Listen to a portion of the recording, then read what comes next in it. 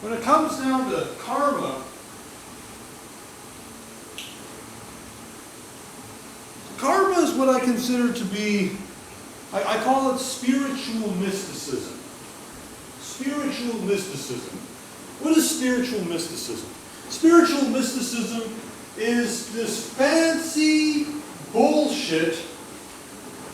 It's all the fancy verbiage and all the poetic BS that people use in their rhetoric with others and with himself, in order to make the reality of their life and life in general more endurable. That's what it is. Like the idea of, because in the case of karma is essentially moral symmetry. It's akin to justice. Karma is justice. You reap what you sow. That's moral symmetry. But we're asymmetrical beings. We live in an asymmetrical environment. So there is no karma. There can't be symmetry. Now, we all seek balance. We all try to get balance. However, we're all doing it with our own perspective, and our perspectives conflict because our experiences are different, and because people have a different amount of knowledge. And so, as a result, you end up having injustice, because there's a lack of symmetry. All you have is, you don't have, there's no such a thing as justice. There's only differing levels of moral compromise. In every situation, in every resolution, there is always going to be moral compromise. The greater the moral compromise, the less justice, the more there is a seed, and the more potential for future problems and violence and conflict is planted. And then the more ignorance you have, the more moral compromise you have, the more of that shit for later on. People oftentimes say ignorance is bliss. Ignorance is bliss. When you're ignorant, it is blissful because you don't even know that you're ignorant. Knowledge is not knowing stuff, it's knowing that you don't know. Knowledge is knowing you do not know. Nobody knows everything. Nobody knows everything. We actually have very limited knowledge ourselves. Very, very, very limited. It's knowing that you have limited knowledge. You see, ignorant people assume they know other people. They assume that they overshadow their experiences over the life of other people. They don't consider the possibility that other people have had a different set of experiences in their life. They don't consider the possibility that other people have different circumstances than them. They don't consider the possibility that what maybe worked out in their life does not work for another person, does not make sense in the context of another person's life. Or alternatively, what didn't work for their life, will necessarily not work in another person's life. It all depends. Now, in certain cases, there are parallels. There are common, because we're all humans. We're all the same human nature. There is, parallels. There are certain there's certain constants that people experience in life, but no two people will ever have the same experiences. No two people will ever have the same experiences. Some people closer than others, but nobody will ever live your life other than yourself. So nobody knows you better than yourself. And the thing is, when people go and they impose, right, they're ignorant. They're ignorant. They assume that, it's like men that go and assume that every man should have 5 chicks texting him on speed dial. He has that. That doesn't mean that every man has that blessing. But to assume is ignorance. But such guys do not experience much mental turmoil. They actually experience less psychological suffering. They experience less suffering in general because they're ignorant. But then, they're no different than a person that's wealthy that assumes that everyone should have a swimming pool and a country club in their neighborhood.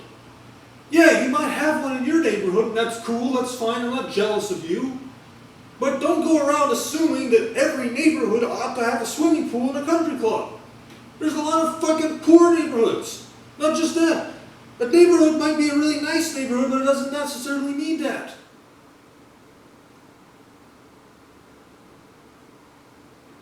Just having a nice corner where you have a basketball hoop that kids can go and play at is going to be more than enough. Actually, I'd say it's even more special than having a country club and a swimming pool.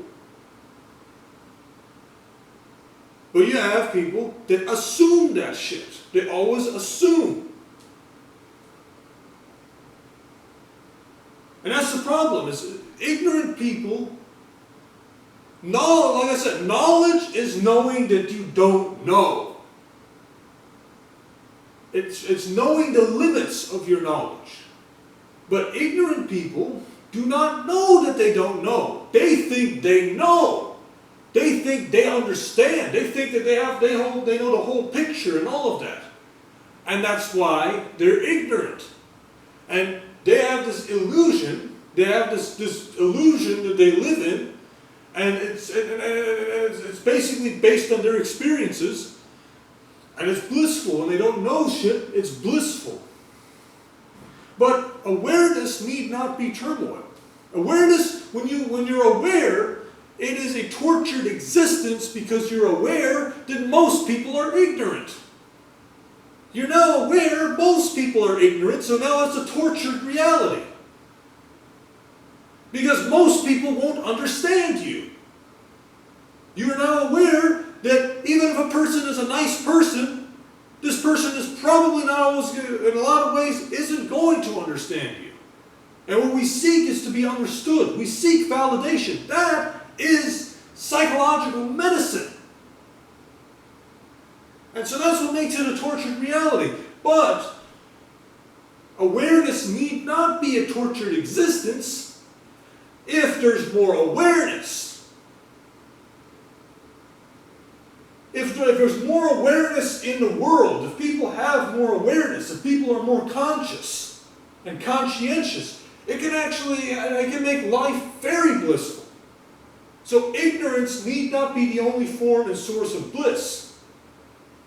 We seek to get people to be compassionate, be conscious, cognizant of others, because by doing so we achieve a bliss. And it's a better bliss than ignorance. And ignorance is bliss. And so, ignorance need not be the only source of bliss.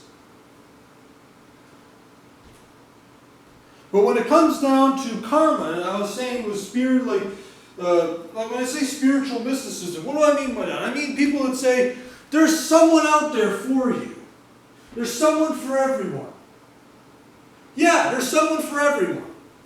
There's over 7 billion people in the world. Have you ever heard of this phrase, a needle in a haystack? For some people, that's a reality. Why don't you consider that? But we say shit like that because it sounds really soft, it sounds very fluffy, it sounds promising, and it makes us feel good. We want to hear that shit because it makes us feel good.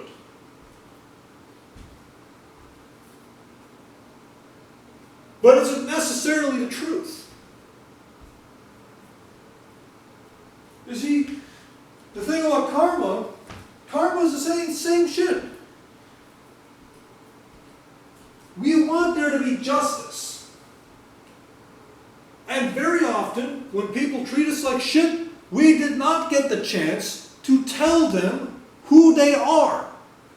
And give them back the bullshit that they gave us that we never deserved. And so because of that, we need to cope with this dissonance.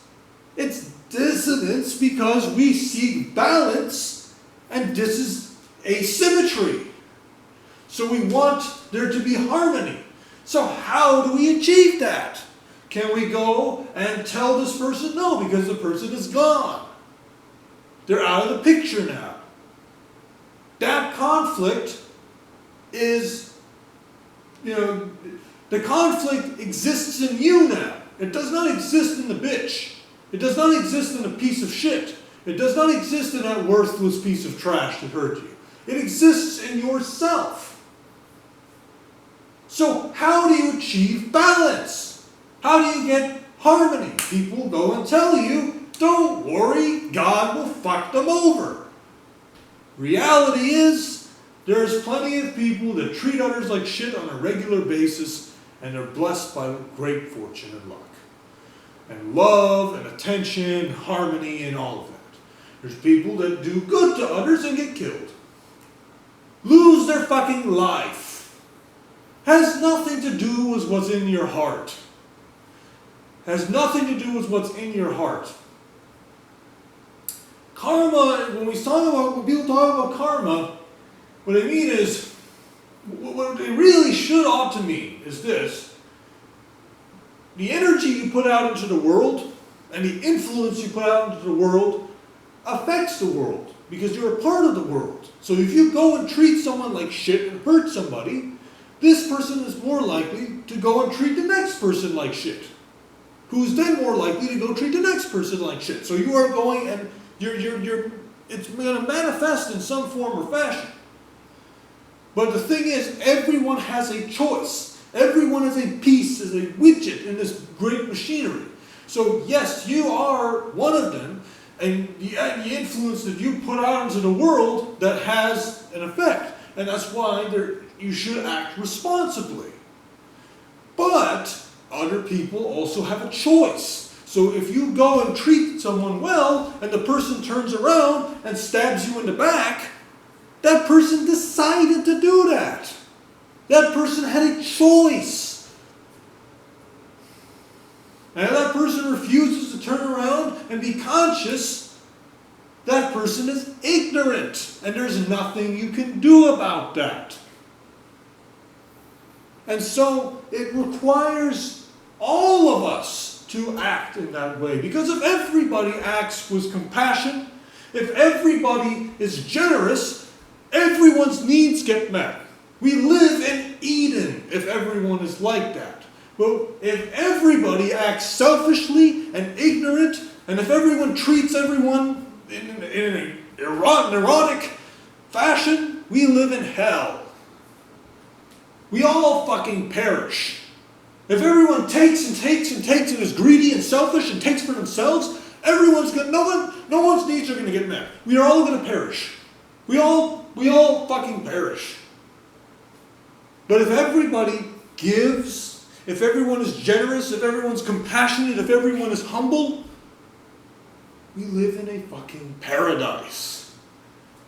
And that's why in every culture in the world, every single virtue in some form or fashion is associated with selflessness, and in every single vice in some fashion is associated with selfishness.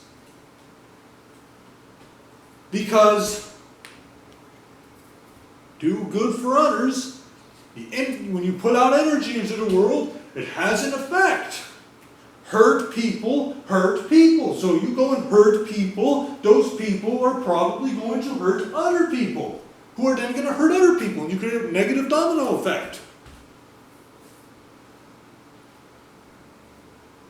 But when you go and put out positive energy into the world, it can have such an effect. But at the end of the day, though, everyone has a choice. And so the influence of your own, it stops at the choices of other people. You treat someone well, they treat you like shit. They don't see your efforts, they treat you like shit. That's it. They had their choice. They made their choice. Now they put forth negative energy into the world. They hurt you. Now you are more reclusive and you're less likely to go and give to others. And you're probably more likely to go and hurt someone in order to protect yourself. Because that's the kind of influence those people have now manifested into the world. And does it necessarily come back to them? It might not. But now it's come to you and it's going to come to other people that have nothing to do with them. So there is, the whole idea that karma is this thing that, that if you go and hurt somebody, that you're gonna get into a car accident is bullshit. People make that association. They like to find meaning and shit and all that, but it's bullshit. Frederick Douglass, he had a quote that I think that this quote right here, it summarizes this really well. I prayed for 20 years to be free, but I did not become free until I prayed with my legs. Now, what does he mean by that? He would go and put his hands together, kneel down and say, God, can I please be free? God, can I please be free? God, I pray to be free. All of this for 20 years. And what happened? For 20 years, he stayed on a plantation. It wasn't until he used his legs and he took the leap of faith to try to fucking escape. And that's what he did. And then he was free. In order for there to be karma, you have to create your karma. If someone treats you like shit, you have to make them aware of the fact that, one, they treated you like shit, and two, you have to make them suffer in some fashion for doing that so that they can be aware that that is wrong. But in order to do that, you have to have power. So if you do not have power, in a situation, you cannot enact karma in that situation.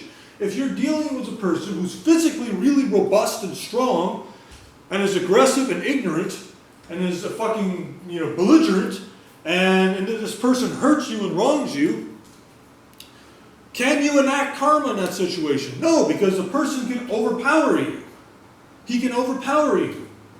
He's wrong, but he's not going to see that he's wrong.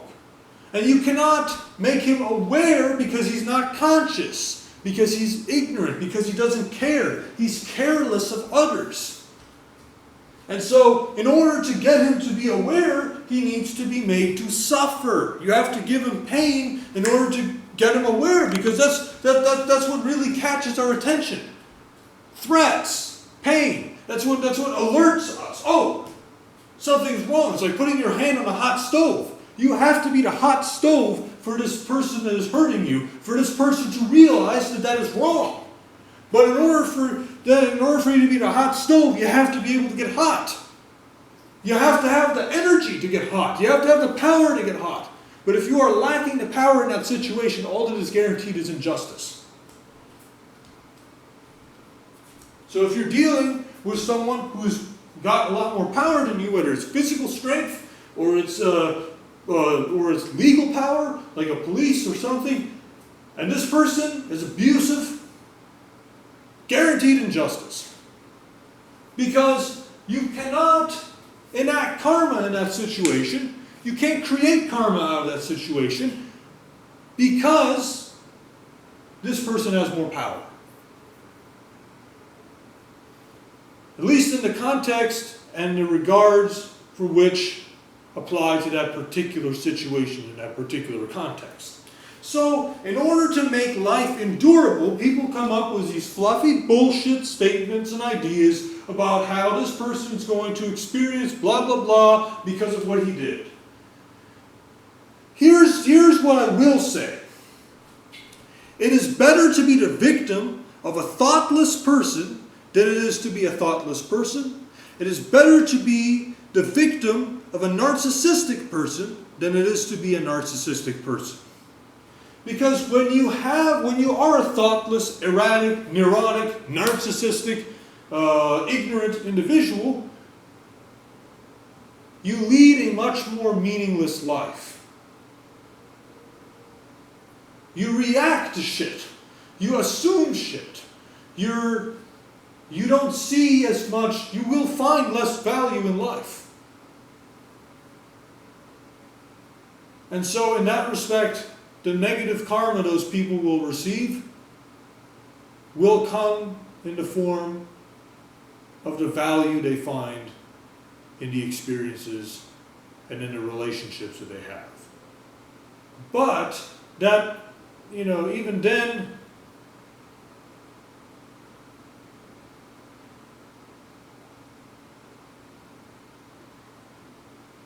Yeah, I'd say that's probably